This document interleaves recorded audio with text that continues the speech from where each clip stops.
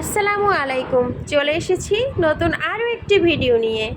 আজকে যে এই মাছগুলো দেখতে পাচ্ছেন এগুলো কিন্তু শোল মাছ। এখানে বড় বড় দুটো শোল মাছ, এগুলো ভালো করে কেটে লবণ দিয়ে ধুয়ে কিন্তু এভাবে শুটকি দেওয়া হয়েছে।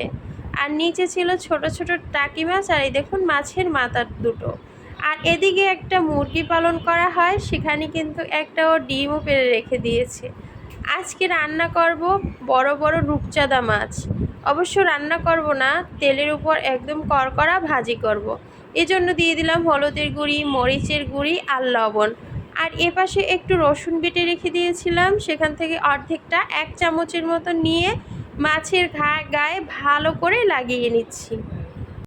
ম্যারিনেট করে রেখে দিলাম আধা ঘন্টার মতন।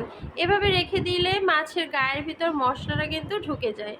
সরিষার তেল গরম করে এর ভিতরে কিন্তু মাছগুলো ভেজে নিচ্ছি। রূপচাঁদা মাছের সাইজটা একবার দেখতে পারেন কতটা বড়। অনেক বড় সাইজের রূপচাঁদা মাছ, একসাথে দুটোর বেশি ভাজা যাচ্ছিল না। কড়াইটাও কিন্তু অনেক বড় ছিল তারপরও। আর এক পাশ ভাজা হয়ে গেছে, এভাবে একদম কালো বর্ণ করে ভেজে নেব। মাছ ভাজতে দিয়ে আবার ওদিকে এদিকে ছোটাছুটি করতে হয়, আবার এসে মাছের কাছে মাছও ভাজতে হয়। আজকের জন্য এ পর্যন্তই। আল্লাহ হাফেজ।